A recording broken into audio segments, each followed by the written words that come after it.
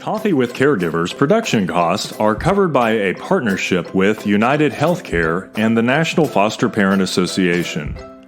We receive no federal or state funding and depend on our constituents and viewers to help us achieve our goals to provide support and services that meet identified needs within our mission. We would like to welcome the viewers of Coffee with Caregivers to the family. The National Foster Parent Association offers several membership opportunities for individuals, child placing agencies, and state and local affiliates. You can join today or donate at nfpaonline.org.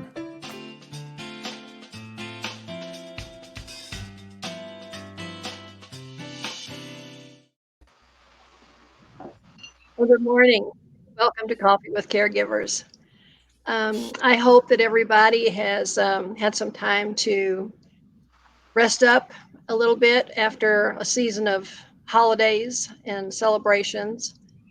I hope you're able to actually do some of that, depending on certainly where you live in the country and what the rules are. But that you got to spend some time with those you love, either in person or virtually. It's so important for all of us to stay connected and to stay kind of aligned and in tune with those people who understand us and who are best there to help us when we start to struggle. And, you know, it's just kind of good to have a new year in front of us. And we're hoping that it will be a terrific year. So, you know, I always like to talk about a quote or two. And when I was thinking about what am I going to say on this episode, I wanted to find some quotes that tied into the topic that we're going to talk about today, which is one that is very near and very dear to my heart. And I was actually reading some new material that I had gotten over the weekend and hadn't had time to read. And I found two quotes that I wanted to share. The first one is, a dream written down with a date becomes a goal. A goal broken down into steps becomes a plan. A plan backed by action makes your dreams come true. That was a quote by Greg S. Reed. And the other one is one that we all hear and have heard for a long time, unknown who made it up, but teamwork makes the dream work. And we're going to talk today to two very interesting special ladies who are going to talk to us about a program. I wasn't going to call it a project. It was a project, I guess. Now it's a program that really speaks to how foster or resource families, whatever it's called where you live, can work closely or as closely as possible with the parents of the children who join their family through foster care. Something that we all can always continue to learn about ways to make those things happen. So we'll get to that in just a second. I'm having some action here. My 36-year-old daughter with Down syndrome just came into the kitchen. Aww. Melissa, go back, please. You're making noise. Sorry about that. Anyway, no, just go. Anyway, those two, I think, pertain very much to our topic today. Then I have two more that I also found recently. And I just thought they were good to share. One is, gratitude is the greatest antidote to stress. That's by Ariana Huffington, and she's the CEO and founder of Thrive Global.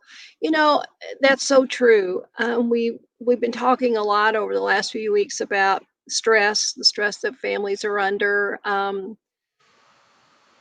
during pretty much all of 2020, starting in March, and how that's affected our families, our children, school, jobs, finances, all of those things, and what that's done to many people with their feelings of depression and anxiety and anger and hopelessness. Um,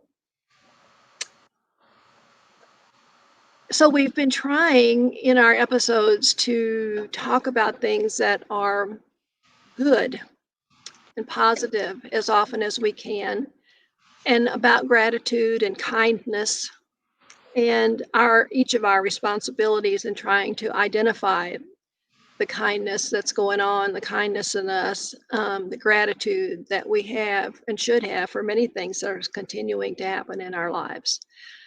So when I read this quote, I thought, wow, gratitude is the greatest antidote to stress. And I really like that. Another one is key to how we respond to the negative things that happen. And it is, if you don't reveal it, you can't heal it. I think that quote actually kind of goes with today's topic too, because I know that in my personal experience in working with parents of children who joined our family through foster care, um, developing trust with them and them with us helped them oftentimes to reveal things that they hadn't revealed yet that were really critical in healing in order for them to be able to do what they needed to do to reunify with their children, which was our ultimate goal each and every time. So there you go. Another one that I just heard, I had a phone call just a few minutes before we got on here, and this gentleman from North Carolina was saying, "Oh, we were in church Sunday, and the pastor says God never wastes a good pandemic." And he said, it was all about gratitude and finding the blessings and seeing that there are still some true blessings and even some miracles happening every day, regardless of how hard life may seem. So I just wanted to share those with you this morning. So my cup, before we get into meeting our guests, which I'm anxious to do, is one you'll probably recognize if you ever follow the Pioneer Woman. She's got all kinds of great dishes and pots and pans and things for the kitchen, right? And my friend brought this cup to me the other day because we had a conversation over the phone about, oh, maybe we ought to be like the Pioneer Woman and live out on this big ranch and kind of away from the city and um, all the stuff, and where it just seems to be more peaceful and not so much hectic stuff going on. And I said, yeah, that would be really, really cool. And so lo and behold, over the weekend, she brings me my cup. And so I wanted to share that with you because it'll help me every time I use this now. I'll think about my friend Marty and how we talked about finding another way to find some peace in our lives and kind of making believe that maybe we're the Pioneer Woman out there on the ranch. All right, so no more fooling around on my part. Let's get to our guests. So I have the honor today of introducing two guests to you. Karissa Lemme, you'll have to say your name right and for me, and then Darlene Bell. So, ladies, I'm going to let y'all decide who wants to talk first, or Mel, maybe I ought to do that for you. So, Darlene, why don't you start first and tell us about yourself, whatever it is you want to share, and about your cup, and then when you're done, we'll go to Karissa. All right. Thank you so much, Irene, for having me. So a little bit about myself is I am a mother, a grandmother, a kinship resource parent, a foster parent, and an adoptive parent. Me and my husband have been foster parents now 34 years. We have fostered over 30 children, and we've adopted 5 of those 30 children that we have fostered. My whole journey on foster care started with my parents.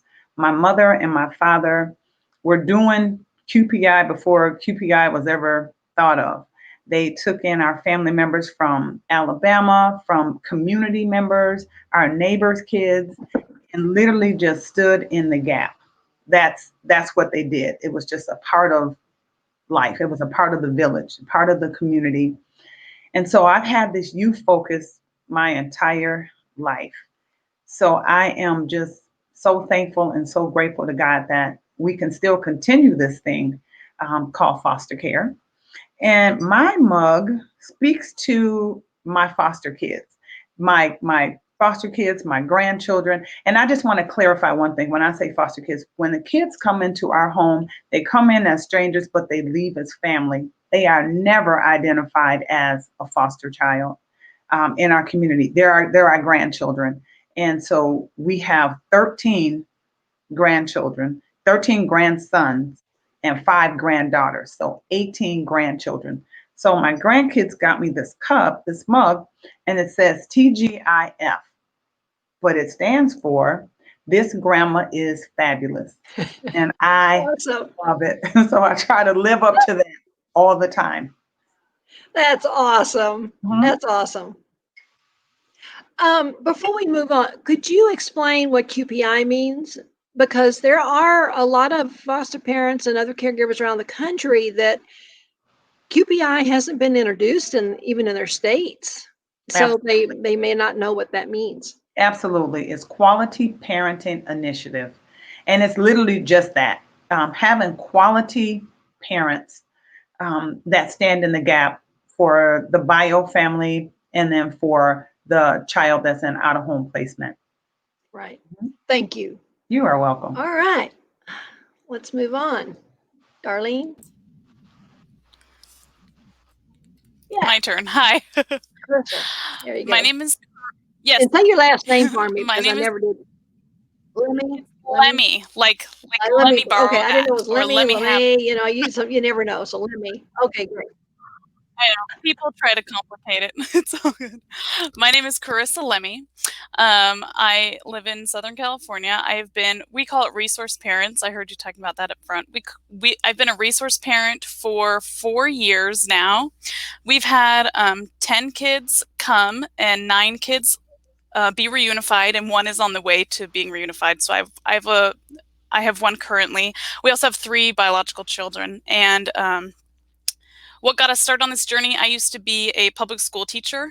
And so I worked in a low income area, and there was a lot of poverty, and there was a lot of kids showing up neglected or abused. And it broke me. I was a very young teacher, and I would make reports to CPS. And I always thought in my head, like, okay, when it's my turn and when I'm ready, I'm going to do this foster parenting thing. And I pictured myself doing it like way after I had raised my own biological children, and life never looks at like how you picture it. That's for sure. 2020, right? We have no idea where we'd be at this point. So we started having, we actually had trouble conceiving, and so I thought, oh yeah, we should do foster care. And we heard just from other foster parents that if you adopt through foster care, it's free. And so we were like, well, that sounds like the easiest way to go, right? And so that was our plan, was to foster to adopt, I suppose.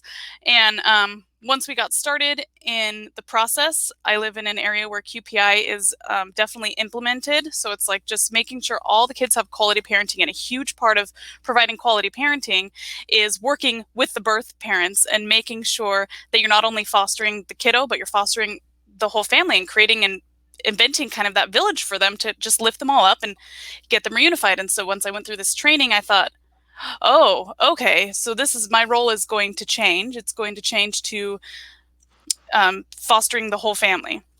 And so going into it, we are into it now, and it looks a lot different than I expected. But I'm just so grateful for the relationships I've made with people that I would have never crossed paths with otherwise. And it's just when kids get reunified, it's just the best day. It's so fun. It's awesome to see parents like literally transform. We have a front seat to them, like completely changing their lives around, and it's just one of my favorite things.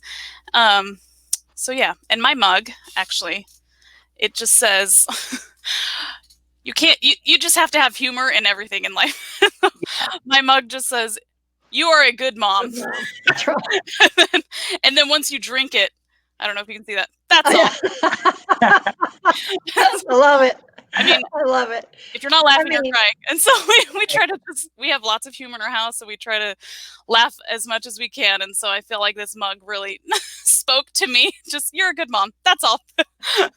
I think that's an affirmation we all need every day anyway. So what a great way to Yes. get it, because sometimes we don't get it some other ways, you know. True. I need a mug to tell me this because But that's a great mug. I like that. And the humor that piece you brought up, and I was watching Darlene smile and laugh at the same time. You know, it's huge. I really believe that having a sense of humor is vital, Yes. vital to being a successful fostering family, and to be able to find humor when even others can't sometimes, you know, because that's how you can keep your own mental health on a more even keel, and to know that it's not always going to be like this, that you can find humor in pretty much anything. So that's certainly been a mantra of ours for a long time. In fact, I'm going to intersect one little thing here. When we adopted 4 children from through foster care as well, we had 127 children join our family, and many, many, many were able to be reunited, and we were just so happy, like I said before, for those families. But 4 did join our family through adoption, and the second son um, became a tattoo artist. Now, I didn't never believe I'd raise a tattoo artist, right? I did, and he's quite good, and really popular, makes a great living for his beautiful family. But anyway, on my 65th birthday, he said, "Mom, you're going to get a tattoo for your birthday." Wow. And I went, "Oh boy." And I said, "Well, okay." And my mother, who was alive at that time, was sitting right beside me. And she said, "What's he going to do?" You know, and I said, "Well, he wants to give me a tattoo, Mama." "Oh, no, you can't do that. No, no, no, no, no, no, you can't let him do that." And I said, "Mom, we need to have a little talk." So we left and walked to the bedroom. And I said, "You know what, Mama? This man needs to know that I am proud of him Mm. for what he does, because he had a lot of struggles, a lot of struggles. And life was hell with him for many years, but we never gave up on him. Even day treatment, you know, we didn't put him in residential treatment. He had to go to day treatment because he was going to be at my dinner table every night. He was a part of our family. Didn't make any difference what he was going through. And I said, I need to make a confirmation to him that what he does to take care of himself and his family, I'm proud of, and I'm proud of him for who he is." And she said, "Well, I never thought about it like that, Irene." "Okay, that's okay then." So anyway, he then gave me a little tattoo on my ankle. And then 5 years later, on my 70th birthday, here he comes again. "Well, Mom, it's been 5 years, so now you need something on your other ankle." Because I told him, "You got to put it where I won't get all so saggy and awful as an old lady, you know, that it hangs down somewhere that nobody would be ugly." So he said, "Well, the ankles are a good place." So Oh on my my 70th birthday, he goodness. said, "What do you want?" And I said, "Bobby, I have no idea." And he said, "Well, I know what I want to put on your ankle." And I said, "What's that?" And he said, "Laughs often." And I Oh, said, yeah. "Whoa." He said, "Because Mama, you've always done that. You laughed often. You helped make us happy. We would get over whatever was our we were going through, and you helped us see the humor in some of what we thought was the end of the world, and it wasn't. It was just a little point in time. Now here's this guy who had had such a horrible, horrible beginning, and who is now this incredible man, and the insights that he has gained has just been tremendous. So anyway, so I actually have a tattoo on my ankle that says "Laugh Soften" with some pretty flowers around it. But for my son to say that to me when he did was, well, it was a precious gift because I didn't know that my need to stay mentally sane through a lot of what he was dishing out Mhm. um, was being noticed, right, by the rest of the family. And so some of my other kids came around and said, "Mama, he's right. You helped us see what was really important and what really wasn't, even though we thought it was the end of the world if something didn't happen." So sense of humor is great. I'm so pleased that you brought that up because I think that has saved many foster family over the years. And I think it has that when we do that, when we have any of those things that become lessons to our kids, then we've changed generations to come Mhm. for sure. So that's what you ladies have been doing and are doing. So I admire you for what you're still doing. All right. So let's talk about how do foster parents or resource parents or even kinship parents, whoever you are in whatever county you live in, um, how do we do this work with the parents of these kids? Well, Irene, I would say we have to just start wholeheartedly. Um, it's just organic. QPI, Quality Parent Initiative, started with someone who just literally wanted to create a space for birth parents and the foster parents and keeping reunification at the forefront of it. Um, for me and my husband, we didn't go into it thinking about adoption. We were just this bridge that would help not only bring the child from tragedy to triumph, but also the parent. And so going into it, that was the mindset that we had.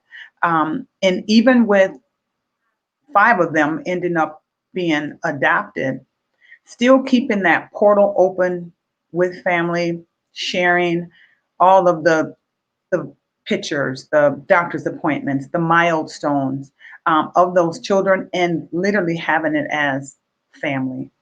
I always say that too about laughter. Um, think about 2020. If we could not laugh at some of the things that happened, for me, my laughter was always my bangs. Oh my God, I had to just hold on to, thank God for bangs. I didn't wear bangs before 2020, before the pandemic. Bangs are just what kept me laughing. Um, but I truly, I thank God for all of the different sections and steps and tools. I drew off of my parents' toolbox as being parents and foster parents and standing in the gap.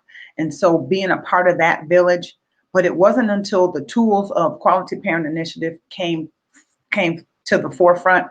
Me and my husband both said, "Oh my God, if we'd had QPI 25 years ago, it would have made a world of difference in how we parent these kids in care, these kids that come with so much trauma and literally just needing an able, stable adult to stand in the gap for them. That's it. Not just the kids, but also the bio parent, the bio family needs that able, stable adult. Sometimes they don't know what they don't know.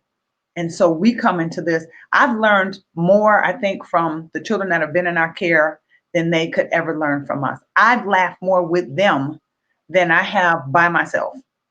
And so it's so rewarding. It's just it's so rewarding. I wouldn't trade it for anything in the world. Some people say, "Oh, it's not for me." And you're right. Everything isn't for everybody. You are absolutely right. But for those of us that do it, and QPI has something called QPI Champions. No, we have not arrived. No, we don't think that we're up there and you're down here, but it's lived experience. This whole QPI thing is lived experience, but it's putting policies and practices joining with the lived experience of the caregivers. And I am just forever grateful for that. I think this lived experience piece is so important. And, us, one of the issues that I see now and and hopefully not so much moving forward as we recruit new families is the turnover. Is they're not families aren't staying long enough to get enough lived experience to become wise, right? And to really start to understand why all this means so much, why it's so important for the future of everybody involved. And in my day, lots of families fostered for 15, 20, 25, 30, 34 years, right? And I know that for us, for every child that joined our family, I became much wiser. Sometimes I thought I got stupider too, right? I should have been able to figure that one out, and I didn't. But you know what? It gave me a new thing to figure out, right? So I gained some new skills, some new insights, new way to look at a kid. And that all makes us wiser. It gives us that lived experience. When we have that and we can impart that then to the parents of these kids, who oftentimes were much younger than we were, right? And they were younger children and they hadn't figured it out. They hadn't been a parent very long either, right? That we could share some of those things and, like you said, laugh with them about it because we lived through some of that stuff. Kids did the same stuff to us and we didn't know what to do either. But we figured out how to get past it, learn from it, and then use that in the future.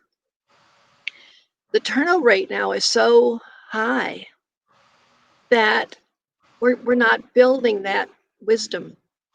And for me, that's really heartbreaking because I think the kids that are going to be needing out of home care, foster care in the future, given the new federal guidelines and laws, more of those kids are going to get to stay home. And those that are coming into care are those that are going to have a lot of truly trauma related issues, probably. And perhaps parents that it's harder for the foster parents to work with as well because of drug issues and maybe some of those kinds of things that get in the way of normal relationships. And so how do we impart that wisdom to people when we don't have it? And we get just as burnt out real quick as the parent did, I mean, those are realities of foster care that we have to be able to address. And that's one of the reasons why I think QPI is so important. And I just wish it would spread across the country at a much faster rate than it is. Because it does give good tools to people that we're going to make available, right, for everybody viewing this episode. We'll be able to find the tip sheets and fact sheets and all kinds of information to help them build these relationships and understand why they're important and the how to do it. That you ladies have practiced and learned already and already know the value of. I know early on in our fostering, we had two little boys. One had been burned with an iron severely on his leg and was in the hospital. So I was going back and forth for 2 weeks, staying with him during the days. And so he would know he had somebody. He was 2. His 3-year-old brother was home with my family, and he had the thickest, curliest, longest hair I've ever seen. I don't know how a 3-year-old could ever have that kind of hair. It was unbelievable, but it was so nested up and ratted up that you couldn't get any kind of a comb through it. I'd even taken him to a barber to see if they could figure out. And he said, "There's no way. It's just got to come off." So I called the caseworker and I said, they're telling me the only way we can't even clean it really. I mean, we can't comb it. Is to cut his hair. And she said, well, go ahead. And I said, well, is that something we need to talk to his mom about? He didn't have a father in the picture. And she said, no, you've got to clean him and so cut his hair. I said, okay. Well, I did. When she saw him on the next visit, she just went hysterical, literally hysterical, and actually put herself onto the floor and banged the floor with her fists and cried.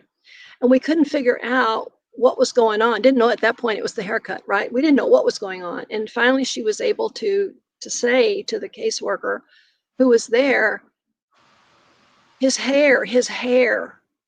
And so we said, well, he needed a haircut because couldn't comb his hair. There was no way to do that.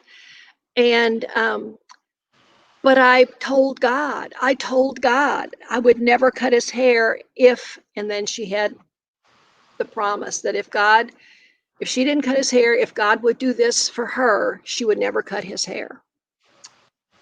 Well, evidently God had done whatever it was that she had asked. And then I took him to get a haircut.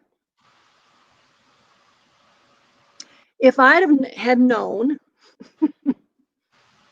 better, I would have said to the caseworker, well, we'll deal with it until we can talk to mom. But I didn't do that. Irene, one of the key things there is that I love about QPI. If you would have had the co-parenting relationship with birth mom, if you would have had cultural understanding, and without even saying what cultural background the child was, if you would have had support as a foster mom, not just the foster mom, but QPI reaches way beyond that with the caseworkers, with the adoption workers. If there had been something in place, total support to everyone around, that would have never happened. Correct. That would have never happened because the child would have been child-centered. And Correct. It's so important culturally. And that's one of the tools in the toolbox with QPI. One of them is the culture piece of it. But partnership and relationship, number one. That's with QPI, working with the National Birth and Foster Parent Partnership, National QPI, QPI Minnesota, the QPIs around the country. If you'd have had that in your toolbox, you would have known immediately. Even if the social worker had said, go ahead and cut it, you'd have already had that, Irene, to say, hold on. Yeah, I never even met this mom. It was 2 weeks and that we brought the other little boy home from the hospital. And that next day I took this little fella to see if a barber could help me figure out how to get the tangles out. I wasn't going to cut it. We just said, we don't know what to do because we can't comb it. You can't brush it. We've put all kinds of conditioner on it to thinking maybe that would help. What can we do? So, but I never even had a conversation with this mom. It just wasn't right. And, I had one of the caseworkers tell me, Irene, you got to stop beating yourself up for that because we failed that family. All of us did. We all failed that family. Now, eventually, those children got to go back to their mama. So it did turn out to be a good thing, and we did develop a relationship. But we hadn't had any opportunity to develop one in the beginning, and nobody really even talked about that. Mm-hmm. And once this occurred, and then I knew for myself, whether anybody else was telling me, I have to get a relationship with this mother. She knows this child. She knows why he had long hair. She knows, so we had to forge that really on our own for that particular set of children and their mom. But the caseworker said you can't hold yourself responsible because nobody helped you. You didn't know any better. Right. Well, yeah, that can relieve my guilt a little bit, but not enough, because I keep thinking I should have known better, And that's where these tools came from. They came from people who just had that gut feeling and knowing that like things aren't right. I shouldn't be sneaking behind social workers' back to go get the favorite blankie from birth parent. I shouldn't be doing this. These should be things that should be supported and fostered, and we should be cheered on in this work, right? And so Absolutely. that's what Darlene and I are part of. There's a birth and foster parent partnership. And so you talked about where do you begin? I feel like you begin by meeting people in the work. And once you put like a face and an actual person to the stigma, it just kind of erases a lot of fear and erases a lot of anxiety. And you realize like you can see other people that you love in them, like in a way. Like I have like drug addiction in my family, and I can see, my family members and people, and I can see how to help them, and it makes me love them in that way.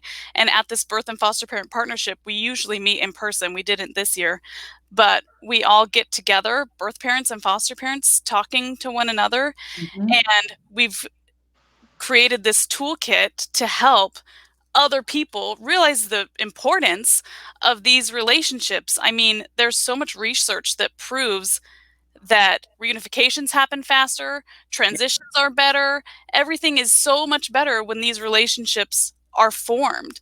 And it's so eye-opening to see that when you really put the work in, the outcomes are just exponentially amazing. Yeah. I had a similar situation as you, Irene, where when I like to drive kids to visitations so that I can meet the parents and work with the parents, and that's like a huge way of like keeping that relationship going. And our very first placement, we got a sibling set 2 days after we were licensed to become foster parents. We got a sibling set, and it was a 14-month-old girl and a 2-year-old boy.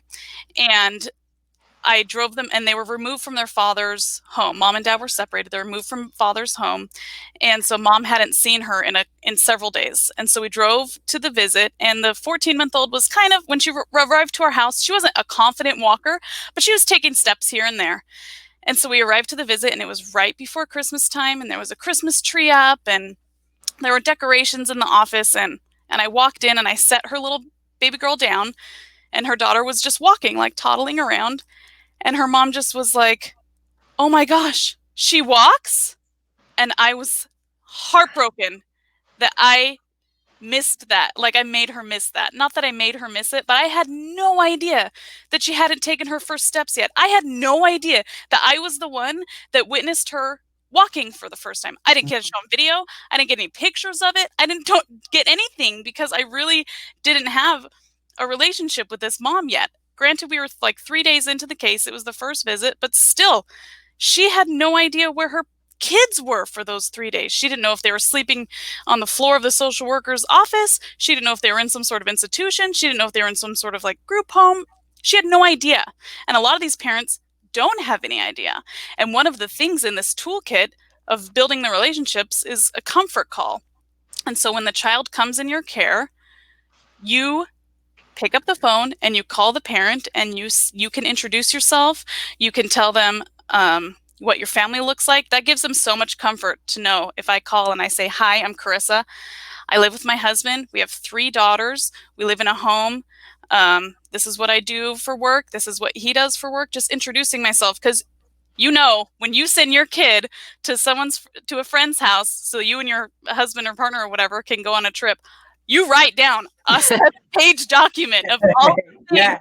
that you want them to do. Or, Sally's allergic to peanuts. Jimmy needs a sound machine to fall asleep.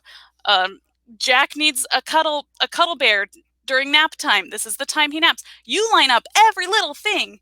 Yeah. And these parents want to give that information to you. In my experience, they've always wanted to relay all of this information.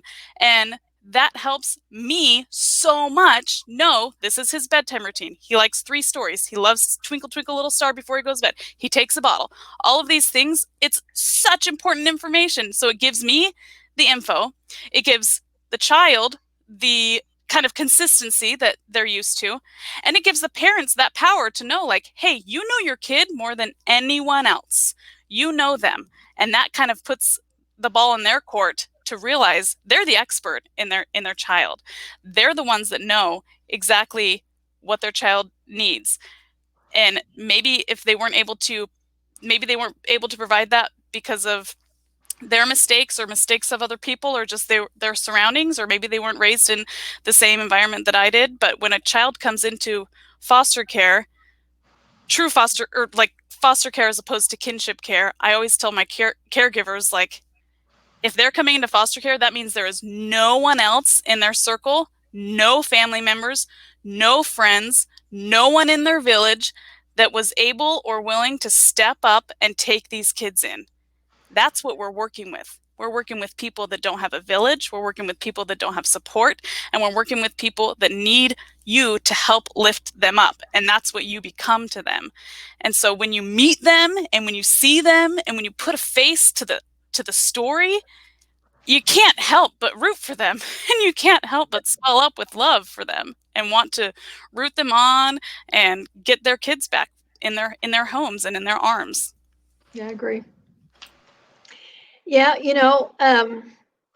we just started back in a time where nobody had really thought about any of those things. It was more of well, certainly the atmosphere before we started was 3 hots and a cot. That's what a foster family was. I mean, 3 hots and a cot, 3 meals a day and a place to sleep. I mean, that's what foster care was many years ago. It was. There were no expectations of working with the parents. There weren't any expectations necessarily of understanding mental health issues. It wasn't there. It was, we have to have a place for somebody to take care of them and make sure they get fed and they have a place to sleep and you keep them clean. So when we started, we were excited when people are already fostering were telling us that, we would be working with the families of these kids too, and that wasn't something that happened a lot of places, but certainly in the area, at least of Texas where we lived, the people in charge of that region had very strong feelings about that had better outcomes for sure when they had the expectations of foster parents, and really the whole family would work with those families. And so we bought into that part of it and did that as often as we could, or if the parents would allow us to.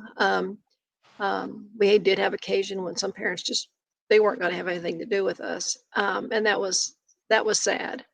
But most did, and it was a pretty good experience in most of those situations. But it wasn't a proven process yet, and not everybody was doing it. So when QPI was begun, I got really excited about that. And actually, I was registered for the QPI conference that was going to be in California earlier this year, and then earlier in 2020, and then COVID did their thing, and it had to be canceled. So I was heartbroken because I was going to actually attend my first QPI conference. So next one that comes up, I'm going to be there because I want to know more. We do have QPI in one part of Texas, up in the Dallas-Fort Worth area, but it's not statewide at all in this big state. And so we just need to learn more about it and advocate more within our own system here in the state to try to get that implemented more. And I know there are other people working on it for that. Thank you for this platform. Thank you for allowing me and Karissa to come on. You're very welcome. Share our views on what Quality Parenting Initiative is, Irene. It's just, you're learning with us also with so many things that are happening that are evolving in QPI. One thing that I just love that you talked about was gratitude and kindness. And QPI literally operates in that. They're not there because they know the bio family. They don't want a handout. They just need a hand. And so when you have quality parents that do that, QPI is literally a roadmap. It is a roadmap to a call to action to recruit and retain quality parents. Right. And I just want to I know, Irene, you started out with quotes, right? So there's a quote that I love. And as a birth parent, as a resource parent, as an adoptive parent, we all have to keep moving. And that's one thing that QPI teaches us. You have to keep moving. And so there is one of my favorite quotes from Dr. Martin Luther King, and it says, if you can't fly, then run. If you can't run, then walk. If you can't walk, then crawl. But whatever you do, you have to keep moving. And that energizes me and inspires me as a human being first, as a bio parent, as a grandparent, as a resource parent, as a kinship parent. I think that even pertains to a social worker. Here you are with this amazing podcast, and you continue to keep moving. So I just wanted to stop on behalf of me and Karissa and QPI National. We just want to say thank you. Thank you so much for having this platform to have us come on. Well, we knew we wanted to highlight QPI and certainly the tools that are available as they've been developed and refreshed because they're exciting. So we're happy we were finally able to work it out that y'all could be on.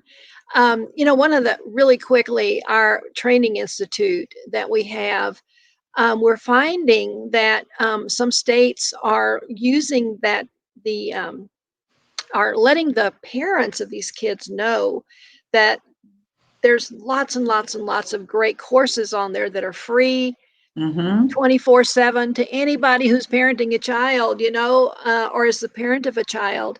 And that they are sharing that with the workers who work with the bio parents and with certainly their foster families, because there's a bridge there that, let's say the child has ADHD, and there's great training on there about how you work with a child with ADHD. Foster parent can take the course, the birth parent can take the course. They have a conversation. They have something that they can talk about related directly to how do we best parent your child. And, I'm going to try this. What do you think that'll work? Given your child better than I do, what do you think? And the parent can figure out, well, I can try some of these things when he comes home, those sorts of things. And they're learning together.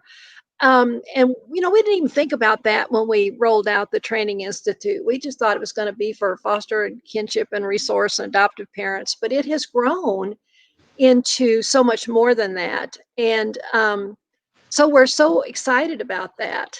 But it's a conversation starter that they can then use over and over and over to start building rapport with the parents if they're having a hard time already doing that, because I've had a couple of foster parents let me know that just can't seem to engage. And then we offered, how about if here's this course, and I think it's going to help me better parent your child. Do you think you want to take it too? And then we can talk about those things. And it's working.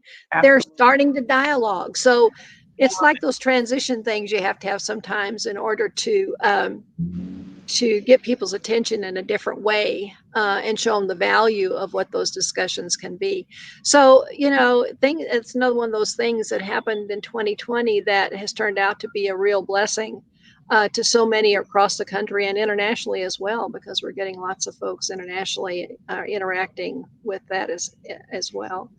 And the use of Coffee with Caregivers to start spreading the word about all the wonderful, good, great things that are going on around the country, right, in foster care, because all we seem to see is the stuff that's not good about what's going on in foster care. Right. And so we have to highlight programs like this and initiatives like this. And I know that this is going to be brand new to so many people who are regulars on viewing our episodes. And that makes me sad because it's been around for quite a few years, right? And it's still, I just knew people weren't going to know what QPI meant. I mean, and I know that because so many places I go, they've never heard of it. So a way to plant the seed, and maybe in a year or so after y'all have been using these new tools a lot and getting more feedback, we can have you back and you can tell us kind of what's transpired over the time. And have you tweaked anything? Have you added anything? What have you learned that works best or better? That sort of thing, because that's what we want to share is how do we make this journey better And the saying, good, better, best. Yeah, we're always going to if have you're to. doing good, then you do better, and when you do better, then do your best. So Yeah, right, there's right. always going to be improvements that have to be made, and there's always going to be, it's going to be work that's going to be changing for as long as we're here. That's right. And Absolutely. it's so important to realize, like, it's going to take a long time to even get there, and when we get there, there's going to be a whole nother initiative or a whole other set of rules that we're going That's to have right. We're never going to get there. and like, But I like that we're not. It was said in a meeting recently, someone said, we're not calling people out, we're calling them in. We're calling you into this work. We're inviting you in, and we're bringing you in to help us learn about it. We're not calling you out. If you did something a certain way, we're not calling you out. If you're here, then you're making huge progress, and that's awesome. right. With Well, we always figure if we ever get blame. to the point where we know it all, then we've lost. Absolutely. We've lost the game. Yeah, Sure. we've lost, because we'll never know it all. Not when it comes to working with human beings. We won't. And so we always have to be looking for good, better, best, I think. Well, ladies, thank you so much for your time, certainly for your talent, your knowledge, and my gratitude to both of you for sharing close to an hour of your time with us today. And to our audience out there, thank you so much for participating. Share the opportunity with others to come on Facebook and watch on Tuesdays at 10 a.m. Central, or people can go to our website, and all of the episodes are archived there. And so you can look at the topics and see if there's some that might be interesting for you and for your friends and neighbors. So again, thank you. My wish for everyone in 2021 is that you stay safe and healthy, just like it was in 2020. Yes. Thank Goodbye. you. Thank you. Thank you. Thank you, ladies. Yes. This episode is brought to you in partnership with our friends at United Healthcare. For more information about United Healthcare, please visit www.uhc.com.